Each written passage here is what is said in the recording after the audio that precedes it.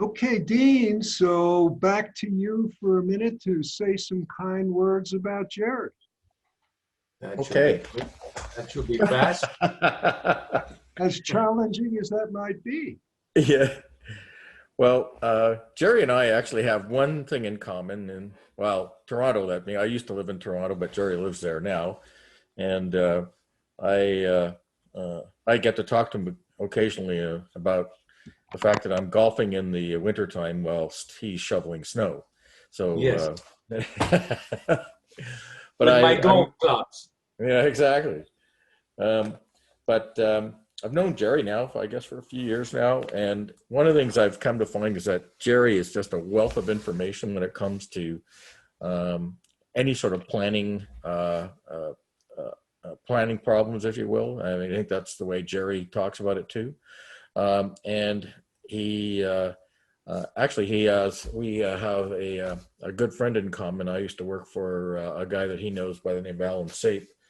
I think it's amazing how small this world is.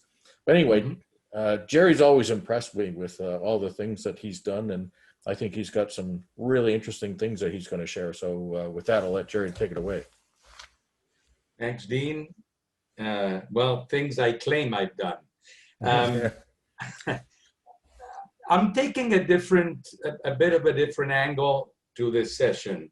I will be supplementing a lot of the concepts the very good concepts that were presented by the other speakers. Some very interesting stuff. And I come from the world of implementing planning solutions. And what I've learned quite a few moons ago is that concepts are much easier to understand than they are to implement. And through a lot of coffee, Tylenols, pulling hair, that's why I've left with what I have.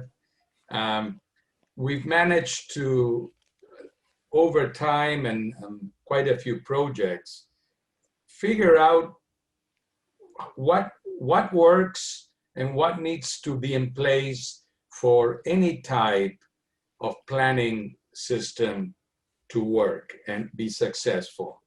And what I'm going to cover with you is my experience, my observations, my empirical learning on why these beasts fail and what can be done to help them succeed, and defining success as well.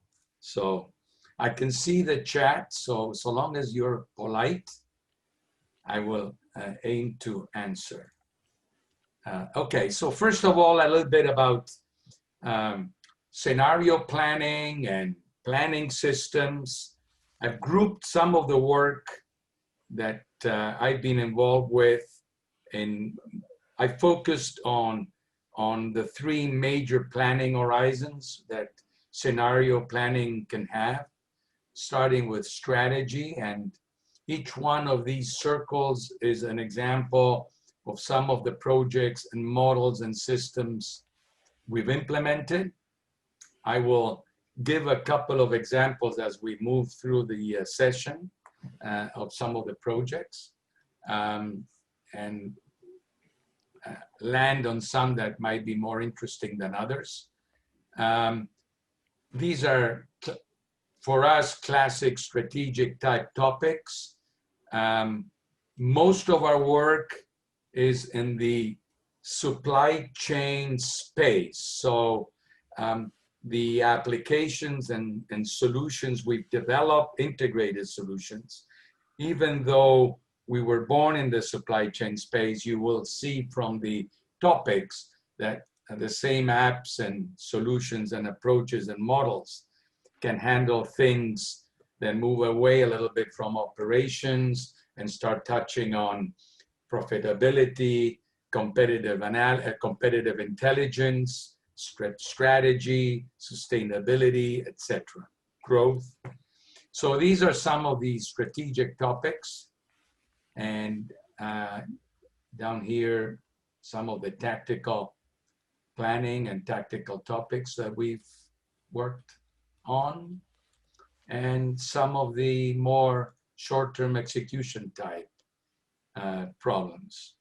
The concepts I'll cover are common to all three planning horizons, and pretty much to all the topics and type of projects that we've battled over the years. And these are a quick sample of some of the clients and projects we've dealt with. It was interesting in Chris's session, I noticed Compass Mineral as one of his clients. And just as an interesting comment, Compass Minerals in North America acquired one of the 2 or 3 largest de-icing salt operations in the continent. And this company has 3-4 major sources of salt in Canada and the northern US. And early in the spring, they have a couple of $1 million tons of de-icing salt available. And they need to decide, based on the tenders that they're showing from different parts of the continent, the northern part of the continent, which tenders to apply to and at what pricing level. And we used optimization concepts. This was about 25 years ago. And we developed a planning tool, a dynamic optimization planning tool that would bring in the tenders that were already assigned to them or others, and based on the new tenders, allow them to develop a new tender pricing and tender strategy as the inventory of tenders was decreasing over time as the spring and summer moved along, until the end of the spring or early summer, where there may be some not very attractive tenders left or outstanding, but they did have some product to be assigned, and they were therefore willing to price a product at a lower price. So these are some of the interesting type of things that we've dealt around supply chain modeling and optimization over the years. Now, these are the good news. The bad news, many, if not most projects, at least that I'm aware of, not necessarily ours, but in general, are not very successful, and they end up in this, in one way or in shape or form or another, they end up in this real estate that you see in the image here. And let's look at the life cycle of most of these projects, and let's start to investigate why many end up there. And as I said, how is it that we can try and approach this and try and make these successful or more successful? So this is a typical planning project life cycle. Typical, hopefully not all.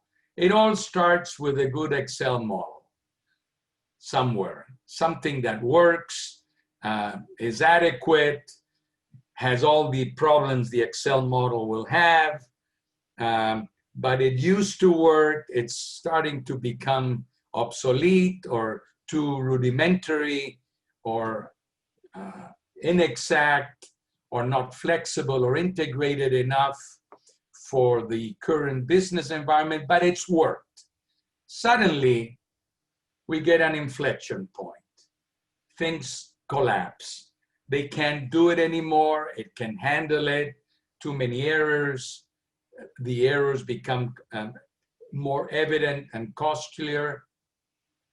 That's when management makes the decision, probably a couple of years too late, bring in the army of consultants, set up a royal commission, and figure out what it is that they're going to do as a company in terms of an application, process, or combination of process and business tool to try and modernize and move away from the very rudimentary Excel model. So that ends usually in a very expensive IT project where a brand new and all-encompassing and integrated system is developed.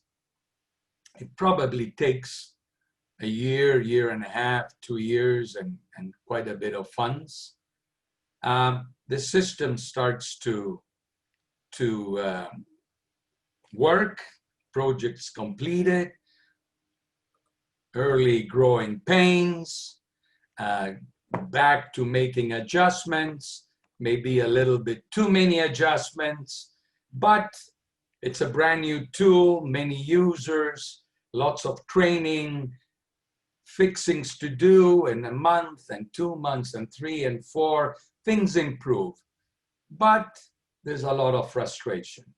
The people that are actually needing or responsible for managing the process and running the system or integrated set of systems is struggling, and it goes beyond growing pains. It becomes frustrating, and it eventually becomes a roadblock to the type of planning they need to do for a number of reasons, and we'll cover them in a minute.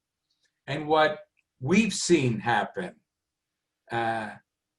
very few are going to admit this because of the effort spent and resources and time, but this is what we see happen more often than not.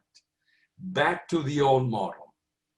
Maybe not only the old model, they will keep on running the brand new and expensive app and the process around them, but hidden somewhere late at night, the people responsible for generating plans and revising schedules will revert secretly or under the table to the good old model that used to work to complement what is not working with the expensive tool. That's what we've observed. So let's talk about success and how do at least I define success. There are necessary conditions for a planning system of any nature to be deemed successful. Obviously, one of them is generating good quality results. The other one is being reasonably productive, et cetera, But for me, when I look at an enterprise and a robust planning system, for me, there's one necessary condition, and it's this one, where the tool and the process become essential, and that the company, after a period of time where it adopts the technology and the process, would be incapable of delivering or would be hard pressed to deliver without it becomes essential. That for me is the measure of true success. And for it to become essential, it has to satisfy a number of obvious necessary conditions that make it become essential. And let's talk about the 3 key ones that I see as being the ones driving that success. We mentioned the first one, quality. And for the people that we've worked for, everybody's talking about optimality, probabilities and ranges and simulations. The reality is, at least the one I observe, the poor folks that are responsible for planning, scheduling, and keeping this Titanic floating and avoiding the iceberg, what they're looking for is consistent, good quality solutions and plans and recommendations. Not optimal because they don't exist. consistently good solutions, and realistic, which is not necessarily the same. You could have a perfect mathematical model that gives you the perfect optimal solution, but it may not reflect the reality of the business. It might be missing a restriction, it might be missing a business rule. That doesn't mean the model is not mathematically sound. It means it doesn't reflect the business. So they need both realistic and good quality solutions. The second one, productivity. Helping the poor guy or lady do their work and simplify it and not making it more complex. And that means making use of everything that you can get a hand of: automation, logic, algorithms, anything that is required to make the work to prepare the scenarios fast and efficient. And thirdly, and I'll come back to this and examples of what I mean. And third is the flexibility, adaptability, and I think what Chris described as agility. We may have developed a fantastic tool a year ago, before COVID, or before the latest chaos, or the latest worldwide trade war that makes things change, and tariffs and such. And if this fantastic business planning tool is not flexible enough to allow us to adapt it or modify or adjust it to changes in the environment, company, or market, eventually it's going to not be able to generate the realistic results that they need, because it's going to be missing either restrictions that impact the business or business rules that they need to implement. So these are the three major factors that, in my experience and view, combined drive the success of these projects. And just as a comment, the intersects between are not enough. So as I said before, we had a perfect model or tool last year, and we've got all the integration and business intelligence, artificial intelligence, all the logic we need, that with a button, the user can prepare all the scenario data to run the model and generate the scenarios he needs and solves them. But if it cannot incorporate an adjustment that is needed, the results are not going to be realistic, and it won't help them.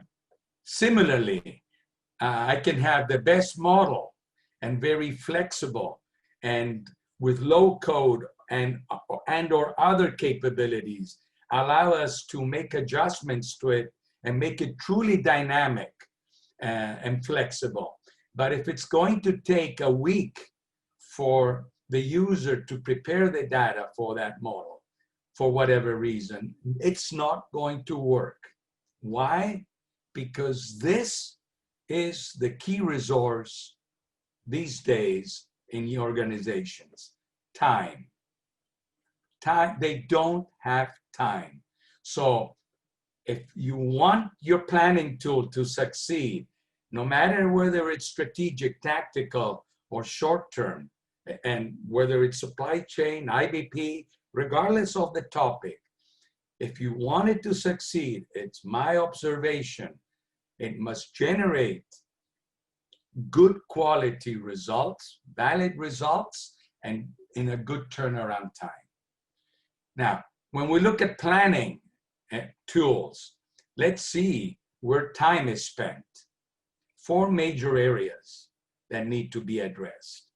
The first one is all the time required to bring in the data, organize it, stage it, massage it, whatever you need to do to get that data in the shape that the planning tool needs to run the scenario. A classic example, you're running a 10-year, very strategic, no, sorry, let me take a step back. You're running a sales and operations planning scenario, and the company, for whatever reason, forecasts at the product group level by region, by month.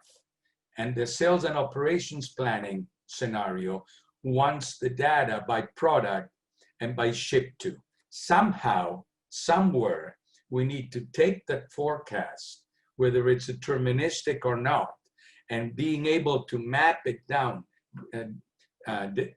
disaggregate it at the level of detail that the scenario wants it, depending on the planning horizon of the scenario. So organizing is where a lot of that time is spent. Once the data is in nice shape, the second step is to prepare the actual scenario that you want to run. You may have all the data ready to go, but there are certain nuances to the specific scenario that you want to run that you need to be able to communicate to the planning tool. An example would be, I'm running a 6 months bi-week plan, and the first 5 weeks, my line number 2 is in maintenance. So I need to be able to communicate that capacity restriction to the business, to the model or the planning tool, so that it will be able to incorporate it in the scenario and in the results and the optimal solution.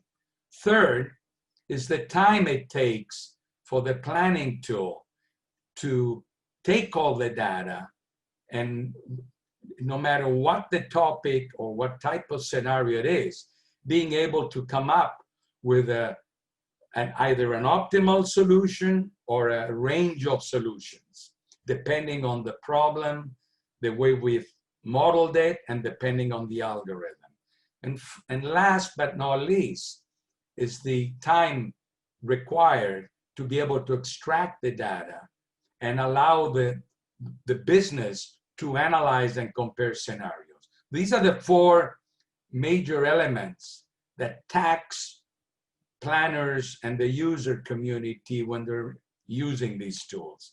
It is our experience with our projects that the major headaches are on the left side, invariably.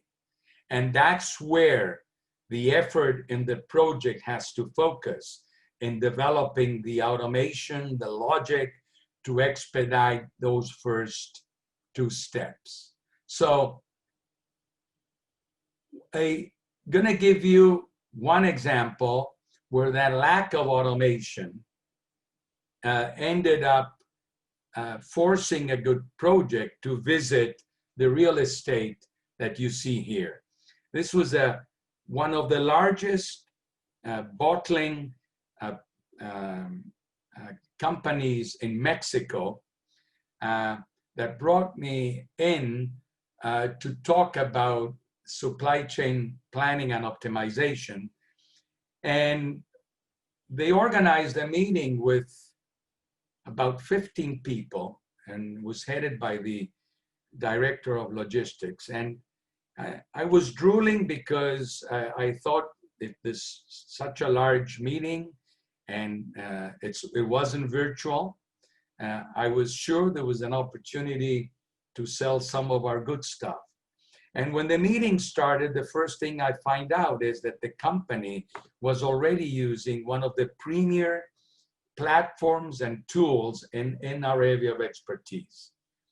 An excellent platform and an excellent product.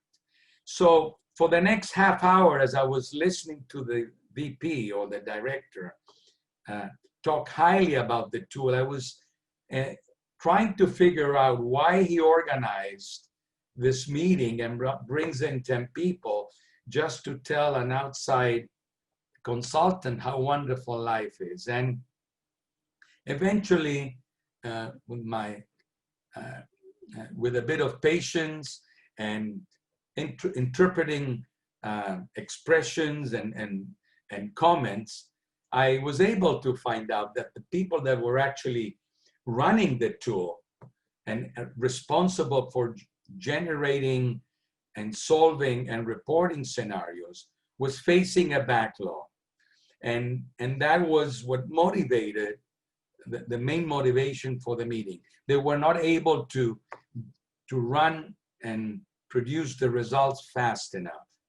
And the simple reason was that it required about a week of their time to prepare, to bring in, massage, and prepare the data for each scenario. Why? Because the tool was not as integrated as it could be, and it lacked the logic and procedural and processes required to map the corporate data with the data that the scenarios needed.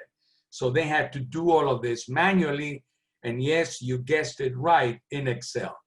So that was the motivation for that meeting, and most probably a reason why, if the system they acquired is not yet where you see it on your image, it's headed there. So, moving along. If we look at the quality of the solutions being generated on the y-axis, and the complexity and ergo the time it takes to operate, run, use the system, interface with the system, everything that has to do with the investment of time. There's 4 types of scenarios for solutions as a function of where they land in this diagram. The first one is what I call quick and dirty solutions, and that would, in my view, include good quality Excel models. These are solutions or tools that are far from perfect, may not even try to optimize. They do their job, and they do it relatively quickly.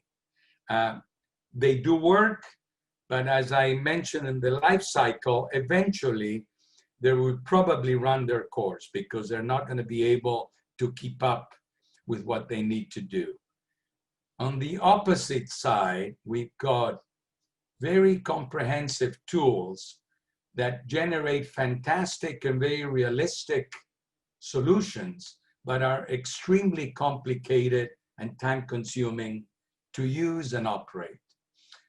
They will work, but they are in danger, as I described with the previous example. And because of the lack of time these days in organizations. Then you've got the perfect scenario, a very good tool that it's very well integrated, includes all the code and logic to allow users to run efficiently and in a relatively small amount of time. And that's a tool that is going to, with a very high probability, be successful. And finally, you have the ones that have absolutely, in my view, no hope in the medium term. They're not able to produce quality results, and they're too complex to use. So, I'm trying to read, I'm sorry. At my age, I can't do more than one thing at a time. So if you don't mind, I'll continue and I'll go through the chat at the end, unless somebody with audio wants to mention something, and I'll let you do that.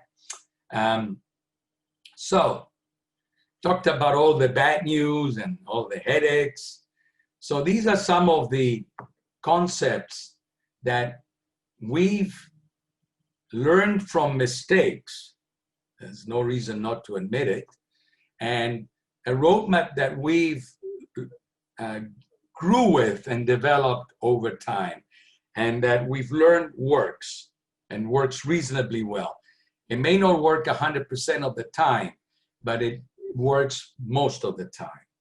And this is the driving force in the work that we do. Less is more. Keep it as simple as you possibly can. And I'm not, when I say this, I do not mean to do something simpler that won't work. I mean, do whatever you need to do to make this a quality product, simple for the user to use or for the organization to work with. And it pretty much reflects this gentleman's, they claim it's his quote, but it's not. Apparently it's Da Vinci's quote, but makes sense because of what we're talking here, discussing, to put his image maybe instead of Leonardo's, but I hope you get the message. It has to do with making the product simple for the user, basic. Now, how do we apply that in the work we do? 4 major steps. If I can get this to work, sorry. First of all, focus on the scope. When it doesn't matter what planning system, how broad or focused or narrow focused it is, the first thing is to right size the scope.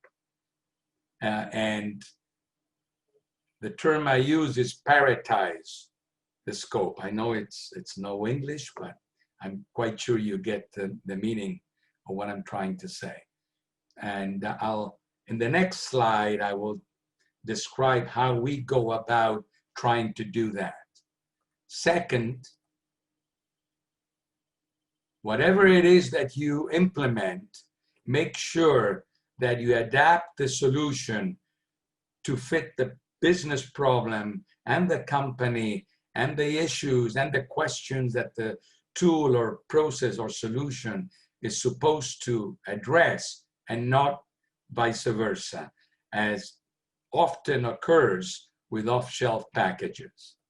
Third, as I've already mentioned before, do whatever you need to do to minimize the amount of time the organization and or users need to spend operating and manipulating and working with the solution or the system, and leverage automation and code to integrate process data and minimize that effort.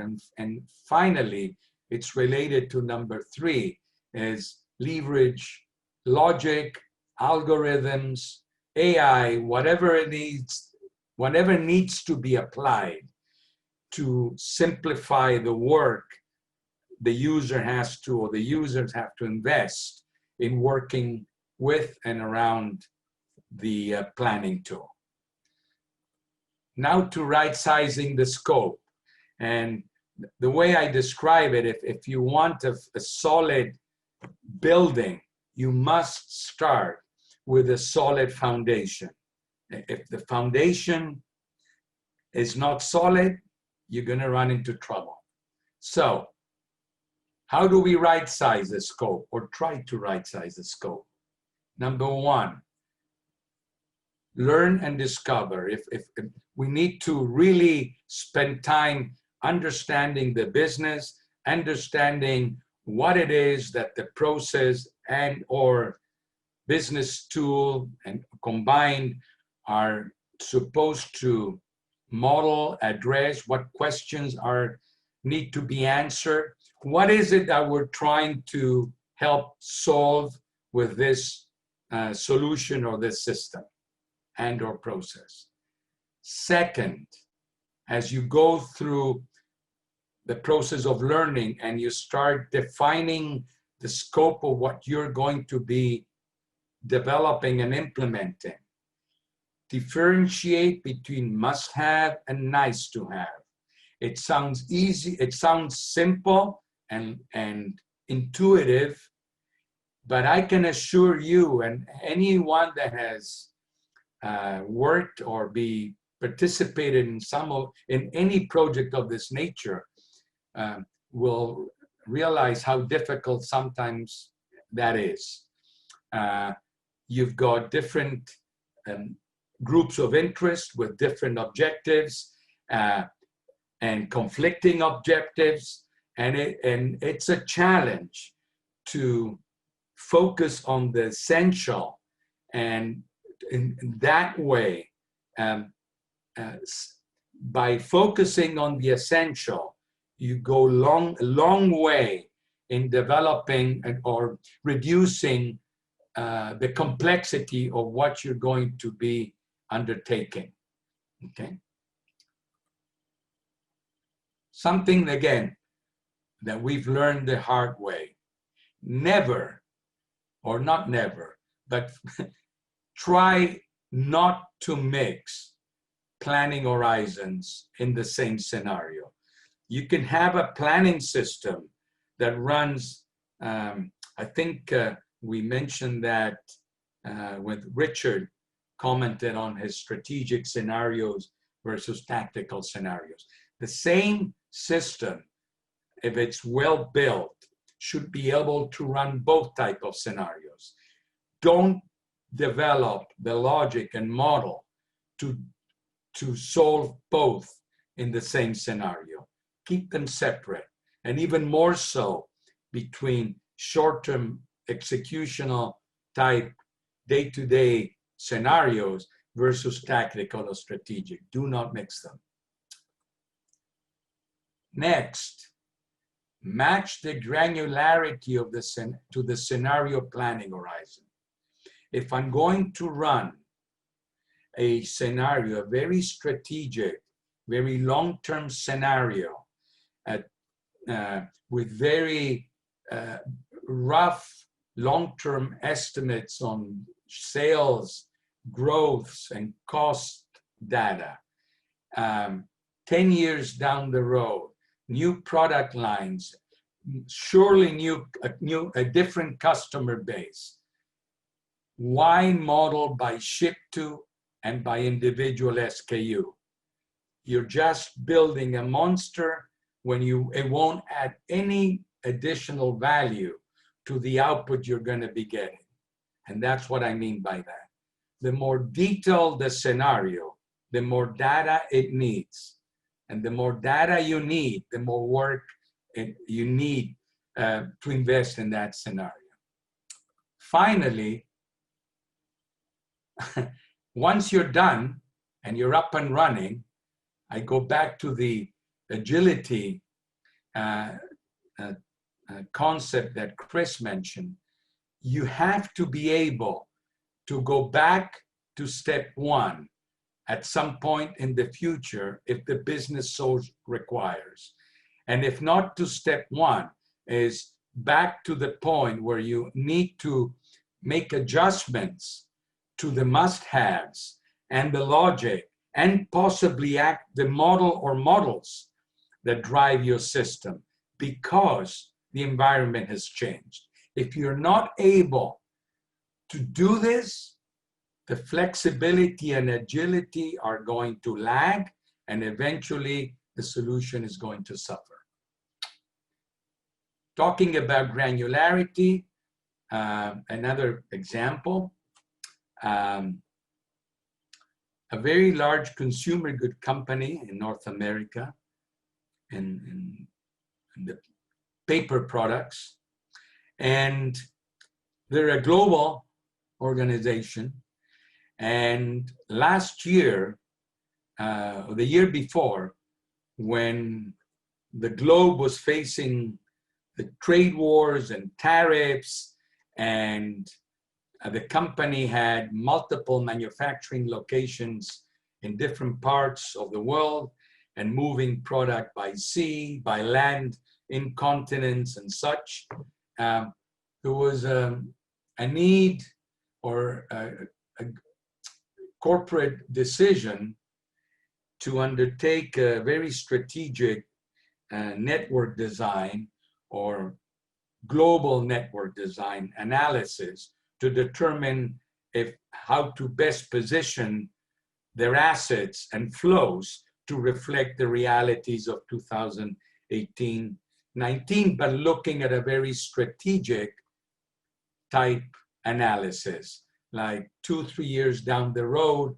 1 year scenario, global markets, and at a very high level. And we were asked to help develop the scope, and at some point during that process, we decided it wasn't a very good fit in terms of continuing our work. And the main reason is reflected in this statement by the person in their supply chain group responsible for moving this project forward. And this is an exchange we had with him early on in the process. So the point is that management was asking for a very strategic type scenario to do it using daily demand by ship to, by SKU for the next 5 years. This is the email we got from him when we wanted to continue with our dialogue. And this was the last email we got from him. Not sure where this poor guy ended up. Hopefully not in the image that you see behind. I am done. And if there are any questions, I'll try my best to address them. And I'll stop sharing the screen. That might help with, there we go. If you can help me here.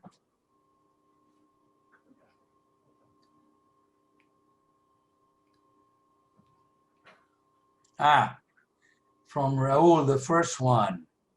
Usually in such project, the hypercare or the post-go live support is 1 month and the software warranty is 3 months. So how do we ensure that the newly made planning system delivers on these 3 parameters? Good question. I suspect that you drove this question came out from an experience you've had. Well, first of all, don't buy a package.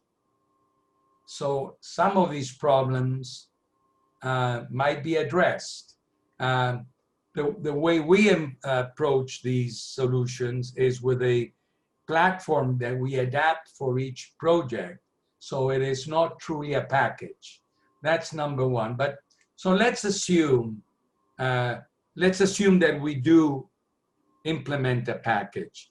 The way the project should work is after a certain amount of weeks, you've got a first cut or a base case scenario, at which point you should start training. In our projects, if our project is, let's say, 15 weeks, the first preliminary version of the tool is implemented in week 8.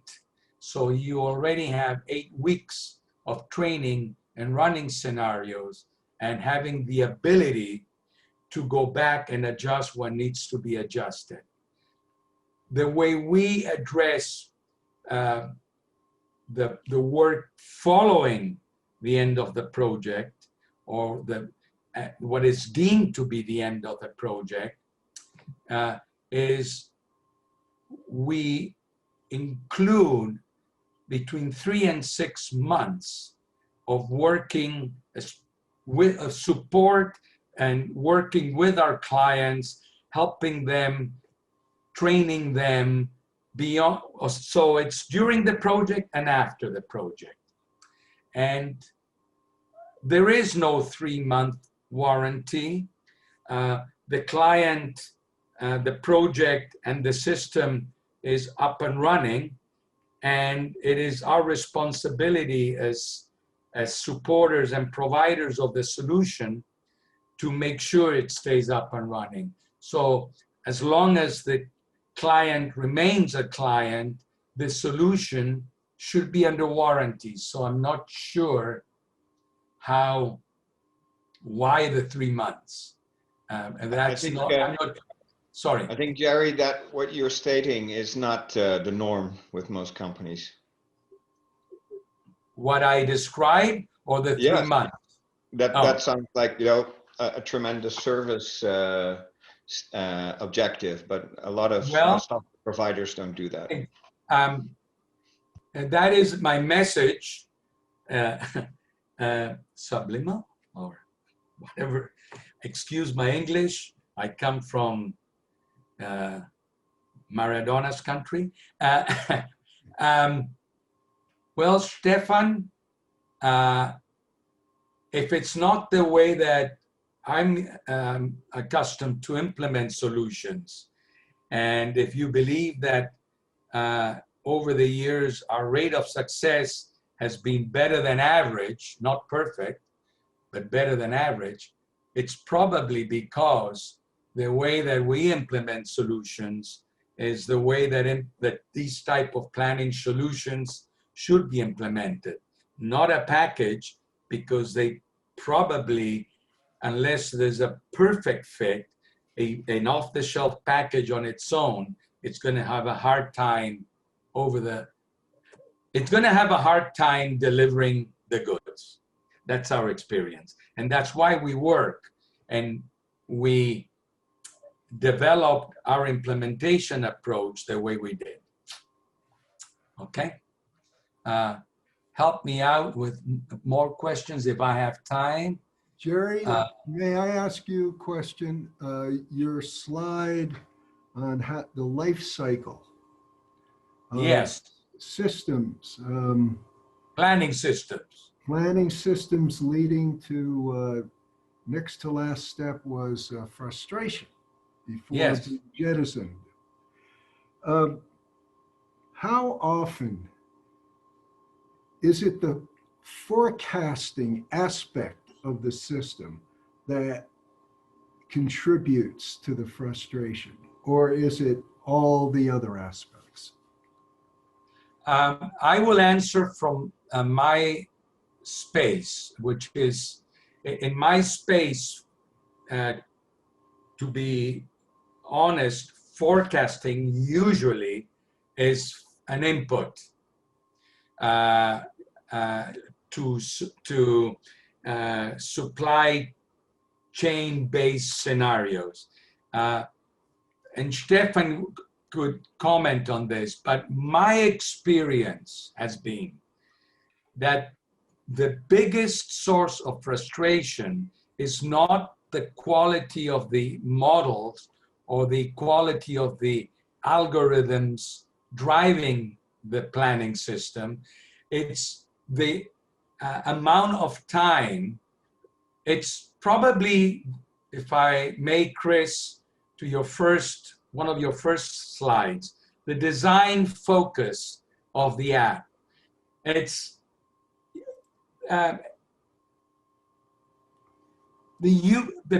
people don't have time. So if you're going to ask the poor guy at 4 p.m.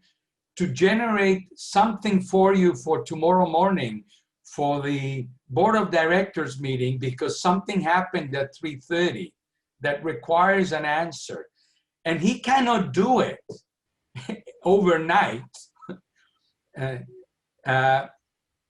it's not going to work. So the frustration comes from an inability to be able to do things efficiently and a user focus. Chris, you may want to add to that.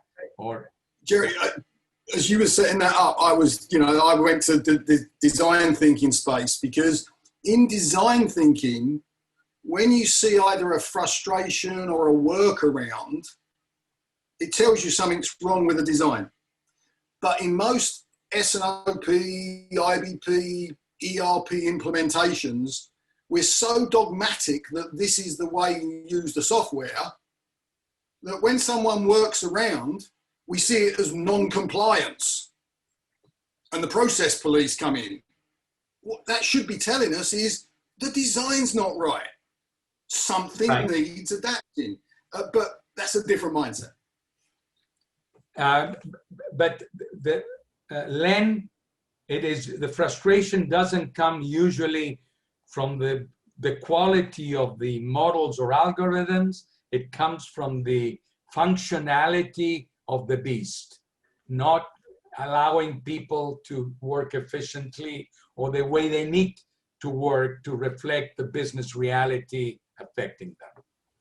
Thank you, I think Jerry. if I just make one more comment on this. I mean, to me, one of the things that happens when you have models like this, and I experienced it back when I worked in at the integrated planning or supply chain optimization software company, is that the processes that are required to support these tools are, when you get into big companies, it's just a massive amount of effort. And you've got to wrap some really, really strong processes around them. And I find that, a lot of times when I see processes not functioning all that well, or models or whatever you want to call them, it's because the processes haven't been really well thought out. And as not just for just getting data, but for validating the data and integrating it with other parts of the business, which is, anyway, that's, to me, that's one of my observations anyway.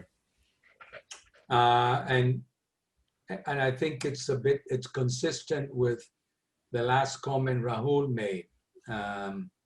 It points to process and not the tool. If I read he mentions workflows.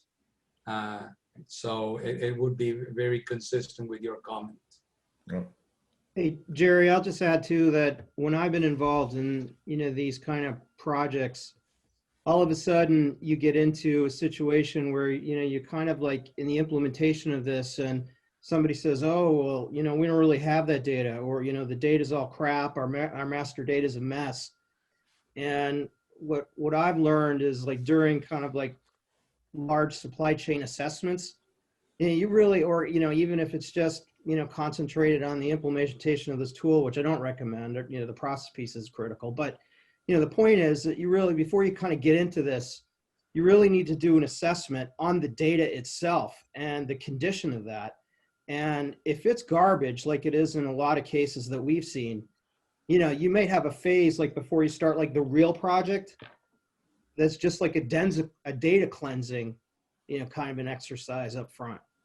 Otherwise, you're just going to introduce frustration. And I honestly, I was involved in one project where, I really identified with your earlier slide that, we went from the spreadsheet to a bunch of stuff and then back to the spreadsheet. Yeah, well, we lived on one of those projects ourselves.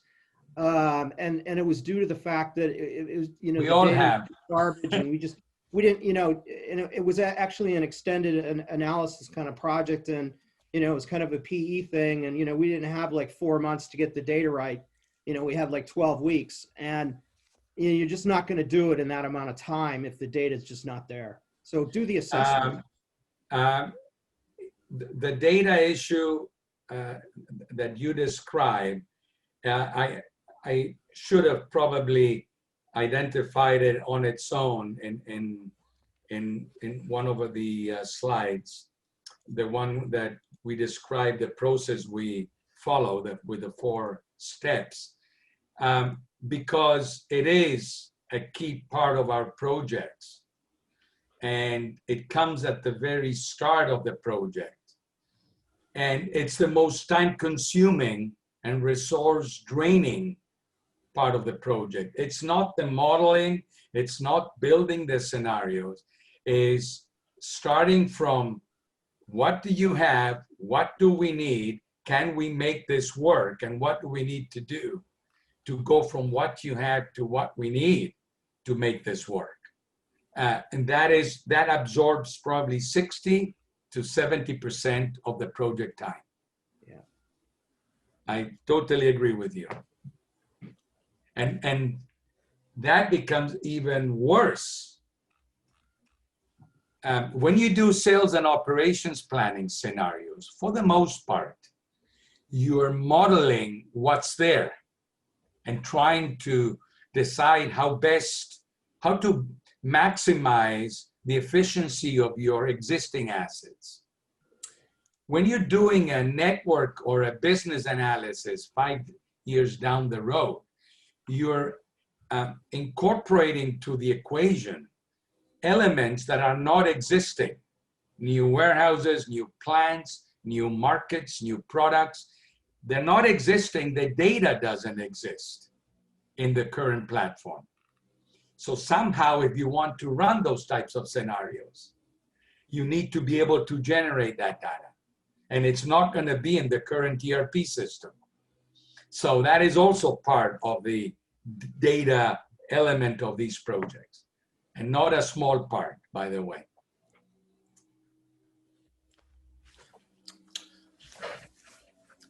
So Len, what's the schedule going forward? We will take our final 15-minute break, and Eastern 5:30,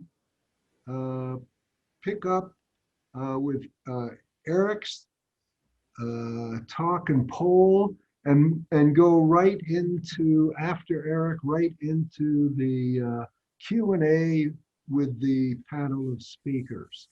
Okay. So at this point, Pam, if you would end the session and resume in 15 minutes. Thank you. I will do that. Okay.